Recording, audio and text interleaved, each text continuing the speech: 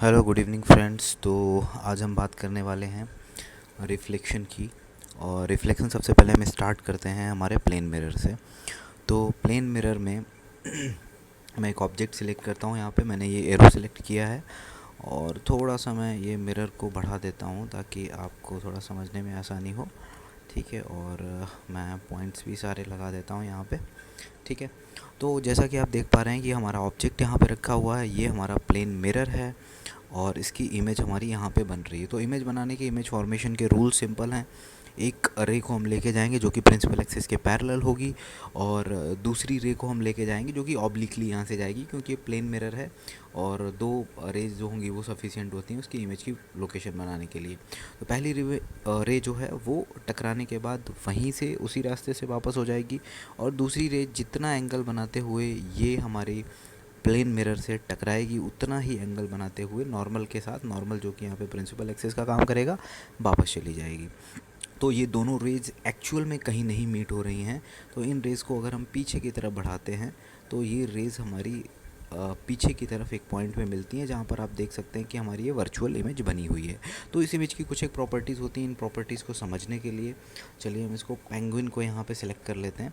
तो आप जैसा कि देख पा रहे होंगे कि जितनी डिस्टेंस पर हमारा ऑब्जेक्ट रखा हुआ है उतनी ही डिस्टेंस पर हमारी इमेज फॉर्म हुई है। दैट मीन्स इमेज जो है हमारी और ऑब्जेक्ट जो डिस्टेंस है दोनों प्लेन मिरर से हमारे सेम होंगे। दूसरी चीज़ एक आप देख पा रहे होंगे, इमेज आपकी जो है वो वर्चुअल है क्योंकि rays are not actually meeting. तीसरी चीज़ आप देख पा रहे होंगे, रेज जो हैं वो एक्चुअली मीट नहीं कर रही, और इमेज हमारी इरेक्ट है क्योंकि ये वर्चुअल इमेज है, तो हमारी इरेक्ट इमेज है। और एक और इम्पॉर्टेंट चीज़ मैंने यहाँ पे पेंगुइन इसलिए सेलेक्ट किया है कि आप एक लैटरली इन्वर्जन आप देख पा रहे होंगे यहाँ पे। ठीक है, जो पेंगुइन का यहाँ पे लेफ़्ट है वो यहाँ पे राइट हो जाएगा, जो राइट है वो लेफ़्ट हो जाएगा। This is called lateral inversion. ठीक है, आप अगर मिरर के सामने खड़े होते हैं तो आप देख सकते हैं कि आपका जो लेफ़्ट है वो राइट दिखता है और जो राइट है वो लेफ़्ट दिखता है। This is lateral inversion. ठीक है, और एक इम्पॉर्टेंट बात इसमें देखने वाली ये है कि प्लेन का जो इमेज है वो प्लेन मिरर से अगर फॉर्म हो रही है तो उसका साइज सेम होगा। जैसा कि आप देख पा रहे हैं यहाँ पे साइज़ सेम है। मैं एक और सिलेक्ट कर देता हूँ। मैंने ये पेंसिल सेलेक्ट कर ली और आपको क्लियरली विजिबल होगा कि साइज़ जो है वो बिल्कुल सेम है, बस लेटरल इन्वर्जन होगा, इसमें वर्चुअल इमेज फॉर्म होगी। तो ये प्लेन मिरर जो हमारी इमेज बनाता है किसी ऑब्जेक्ट की, उसके ये कुछ प्रॉपर्टीज़ होती हैं। इसके बाद नेक्स्ट हम बात करने वाली हैं कॉनकेव मिरर की। तो कॉनकेव मिरर की हम बात करते हैं उससे पहले हम समझ लेते हैं कि ये हमारा फोकस पॉइंट है, ये हमारी रेडियस ऑफ कर्वेचर है 2f, जहाँ पे लिखा हुआ है, मतलब जो हमारा पोल है, पोल से 2f तक की जो डिस्टेंस होगी that will be radius of curvature. और मिरर्स के केस में ऐसा होता है कि आपकी जो रेडियस ऑफ कर्वेचर होती है वो फोकल लेंथ की डबल होती है। ठीक है, बट लेंसेज के लिए वो ट्रू नहीं होता है। यहाँ पे हम मिरर्स की बात कर रहे हैं, तो यहाँ पे अभी मैं कुछ नहीं बना रहा हूँ और इसको ऑब्जेक्ट को मैं एरो के फॉर्म में ले रहा हूँ। तो इसके बहुत सारे केसेस हैं। तो एक केस तो आपको पता होगा कि जब हमारा ऑब्जेक्ट जो है वो अगर कहीं इन्फिनिटी पे रखा हुआ है, ठीक है, तो यहाँ पे इन्फिनिटी हम नहीं शो कर पा रहे हैं, तो हमारी इमेज जो है वो कहाँ पे बनती है, इमेज हमारी फोकस पे बनती है। ठीक है, तो इसके बाद के केसेस हम शुरू करते हैं। तो पहला केस हमारा है कि अगर हम रेडियस ऑफ कर्वेचर और इन्फिनिटी के बीच में, मतलब एट ए डेफिनेट पॉइंट कहीं पे, यहाँ कहीं पे भी मैं अगर शिफ्ट कर देता हूँ, तो अगर मैं रे ड्रॉ करता हूँ यहाँ पे, ये रहा मैंने रेज ड्रॉ की हैं, 3 रेज़ यहाँ पे गई हुई हैं। ठीक है, वैसे 2 रेज़ जो हैं वो सफिशिएंट होती हैं किसी भी इमेज को अगर आपको फॉर्म करना है, तो उसके लिए 2 रेज़ जो होंगी वो सफिशिएंट होंगी। ठीक है,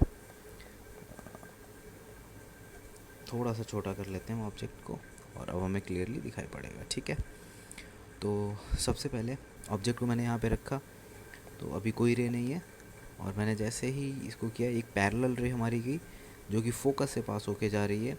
दूसरी रे हमारी लैटरल इन्वर्जन हो रहा है, ये कहाँ पे टकरा रही है, ये पोल पे टकरा रही है, और जितना एंगल बनाते जा रही है उतना ही एंगल बनाते हुए वापस चली जा रही है। तो आपको दिखाई पड़ रहा होगा कि हमारी बहुत ही छोटी सी इमेज फॉर्म हो रही है जो कि radius of centre of curvature और फोकस के बीच में है। ठीक है, तो इसके बाद सेकंड पॉइंट पे जब हम इसको शिफ्ट करेंगे, वो सेकंड पॉइंट होगा हमारा रेडियस ऑफ कर्वेचर, मतलब सेंटर ऑफ कर्वेचर पे। अगर हमने सेंटर ऑफ कर्वेचर पे इसको ऑब्जेक्ट को रखा हुआ है तो आप देख पा रहे होंगे कि जो हमारी इमेज है वो भी सेंटर ऑफ कर्वेचर पे फॉर्म होती है। ठीक है, तो जो हमारा पहला वाला केस था उसमें कुछ प्रॉपर्टीज़ हम देखते हैं, क्योंकि रियल इमेज फॉर्म हो रही है, क्योंकि रेज हमारी एक्चुअल में मीट कर रही हैं, साइज़ में डिमिनिस्ड है। ठीक है, इरेक्ट नहीं है यहाँ पर, ये इन्वर्टेड है, ठीक है, क्योंकि रियल इमेज है इसलिए इन्वर्टेड है और ये साइड में डिमिनिस्ड है। ठीक है, तो ये इसकी कुछ प्रॉपर्टीज़ हो जाएंगी।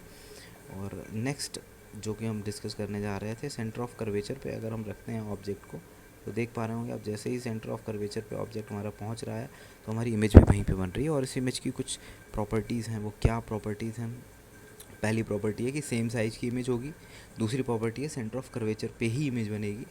तीसरी प्रॉपर्टी ये है कि इमेज जो होगी वो आपकी रियल होगी, क्योंकि ये रेज़ यहाँ से टकराने के बाद, रिफ्लेक्शन के बाद जहाँ पे मीट कर रही हैं वो एक्चुअल में मीट कर रही हैं। ठीक है, तो ये हमारी प्रॉपर्टीज़ हो जाएंगी सेकंड केस में। अब थर्ड केस में हम आते हैं, इसको मूव करा सकते हैं। थर्ड केस में चलो थोड़ा सा छोटा हम ऑब्जेक्ट ले लें ताकि हमें पता चल जाए कि यस। तो अभी हमने सेंटर ऑफ कर्वेचर और फोकस के बीच में ऑब्जेक्ट रखा। अब आपको क्लियरली विजिबल होगा, ठीक है, और थोड़ा सा छोटा ले लेते हैं। आपको क्लियरली विजिबल होगा जो हमारी इमेज है वो सेंटर ऑफ कर्वेचर के बियॉन्ड बन रही है और रेज जो है वो एक्चुअल में मीट हो रही हैं। तो हमारी रेज जो हमारी इमेज है वो रियल इमेज होगी, इन्वर्टेड है और थोड़ी सी साइज़ में बड़ी है। ठीक है, तो ये हमारा हो गया नेक्स्ट केस। अब हम फोकस की बात करेंगे। देखो इस केस में बहुत ही इंपॉर्टेंट केस है। इसमें मैंने अगर फोकस पे ऑब्जेक्ट को रख दिया, तो जैसे ही मैं ऑब्जेक्ट को फोकस पे रखूँगा, अब आप देख रहे होगे कि रेज जो है रिफ्लेक्शन के बाद कहीं पे नहीं मीट कर रही हैं। That means they become parallel after जो आपका रिफ्लेक्शन हुआ है, रिफ्लेक्शन के बाद पैरेलल हो गई हैं, तो ये कहीं पे मीट नहीं करेंगी। और अगर ये कहीं पे मीट नहीं करेंगी, दैट मीन्स हमारी इसकी इमेज जो है, we will assume that the image is forming at infinity. सीधी सी बात हो गई, इसमें हमें कोई ज़्यादा दिमाग लगाने की ज़रूरत नहीं है। और अगला हम केस देखते हैं, ये भी बहुत ही इम्पोर्टेंट केस है।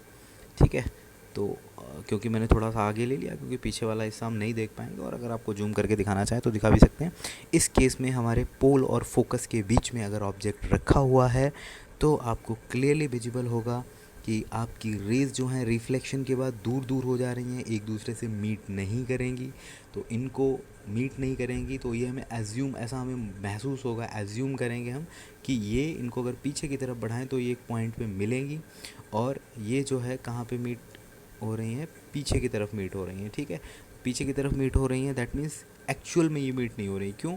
क्योंकि मिरर जो होता है पॉलिश्ड होता है, तो पॉलिश्ड होता है, पीछे की तरफ कोई रे एक्चुअल में नहीं जाएगी। तो हमें एज्यूम, ऐसा हमें महसूस होता है कि ये पीछे की तरफ मीट कर रही हैं। तो जो इमेज बनती है it is virtual image, erect image, और साइज में बड़ी होती है। और यही प्रॉपर्टी इसकी यूज़ की जाती है डेंटिस्ट के द्वारा। जब आप डेंटिस्ट के पास जाते हो तो आपने देखा होगा वो एक कॉनकेव मिरर यूज़ करते हैं, जिसमें आपके टूथ डिके को या कैविटी वगैरह होता है उसको देखने में उनको मदद मिलती है, क्योंकि उसकी एक इनलार्ज्ड इमेज वहाँ पे बन जाती है। ठीक है, तो इसकी प्रॉपर्टीज़ हो जाएंगी, वर्चुअल इमेज है, इरेक्ट है, इनलार्ज्ड है, और ऑब्वियसली वर्चुअल है, तो मिरर के केस में वो मिरर के पीछे ही बनेगी। ठीक है, तो ये सारे केसेस हमने डिस्कस कर लिए कॉनकेव मिरर के। अब हम बात करने जा रहे हैं कॉन्वेक्स मिरर की। कॉन्वेक्स मिरर में आपके दो ही केसेस हैं। पहला केस हमारा ये है कि अगर हमारा ऑब्जेक्ट जो है वो इन्फिनिटी पे कहीं पे रखा हुआ है, तो अगर इन्फिनिटी पे ऑब्जेक्ट होगा तो ऑब्वियसली हमारी जो इमेज है वो फोकस पे बनेगी। ठीक है, तो इसमें इन्फिनिटी, क्योंकि इसमें फाइनाइट पॉइंट्स हैं तो हम फाइनाइट पॉइंट्स पे शो करेंगे। और दूसरा है कहीं पे भी एक फाइनाइट पॉइंट्स पे ले सकते हैं हम। ठीक है, तो कहीं पे भी मैं फाइनाइट पॉइंट पे कहीं पे भी देख रहे हो आप, कहीं पे भी अगर मूव कर रहा हूँ तो इमेज में कोई फ़र्क नहीं पड़ रहा है, बस थोड़ा सा उसका जो डिस्टेंस है वो वेरी कर रही है बिटवीन फोकस एंड पोल। ठीक है, तो आप देख सकते हैं इसको, मैंने यहाँ पे ऑब्जेक्ट रख लिया किसी भी फाइनाइट पॉइंट पे, तो आप देख रहे होंगे कि रिफ्लेक्शन के बाद ये रेज़ एक्चुअल में मीट नहीं हो रही हैं। और ये रिफ्लेक्शन के बाद अगर एक्चुअल में मीट नहीं हो रही हैं, दैट मीन्स क्या होगा, हमें एज्यूम करना पड़ेगा पीछे की तरफ। जो हम एज्यूम करेंगे तो बड़ी छोटी सी हमें एक वर्चुअल इमेज मिलेगी। ठीक है, वर्चुअल इसलिए मिलेगी क्योंकि रेज एक्चुअल में मीट नहीं कर रही हैं, और वर्चुअल इमेज होगी तो मिरर में हमेशा पीछे की तरफ बनती है वर्चुअल इमेज। ठीक है, क्योंकि पीछे की तरफ रेज नहीं जा सकती हैं, रिफ्लेक्शन के बाद रेज हमेशा आगे की तरफ आएंगे। ठीक है, ओके, तो और ये साइज़ में डिमिनिस्ड है। ठीक है, तो इसकी प्रॉपर्टीज़ क्या हो जाएंगी, एक तो वर्चुअल इमेज होगी, इरेक्ट होगी, साइज़ में डिमिनिस्ड होगी, और ये प्रॉपर्टी जो है आपके जितने भी रियर व्यू मिरर्स होते हैं व्हीकल में उसमें यूज़ किया जाता है। आप देखते हो कितने बड़े बड़े ट्रक्स होते हैं, उनकी छोटी सी इमेज बना सकते हैं, छोटे से मिरर में इमेज बन जाती है और वो पूरी तरीके से हमें दिखाई पड़ते हैं। ठीक है, तो रियर व्यू में मिरर्स जो होते हैं हमारे, उनमें बहुत इसका यूज़ होता है, तो ये इसका एक इम्पॉर्टेंट यूज़ भी हो जाएगा। तो रिफ्लेक्शन के थ्रू हमने प्लेन मिरर, कॉनकेव मिरर और कॉन्वेक्स मिरर में क्या क्या केसेस हो सकते हैं वो केसेस हमने यहाँ पे डिस्कस किए हैं। इसके बाद बात हम कर लेते हैं साइन ऑफ कन्वेंशन की बच्चों को अक्सर कन्फ्यूज़न होता है कि सर साइन ऑफ कन्वेंशन हम कहाँ पे लें, कहाँ पे नहीं लें। तो सिंपल सी चीज़ है बेटा, एक चीज़ हमेशा याद रखो, जहाँ पर भी आपका ऑब्जेक्ट होगा उस तरफ से ही ऑप्टिकल रेज आएंगी।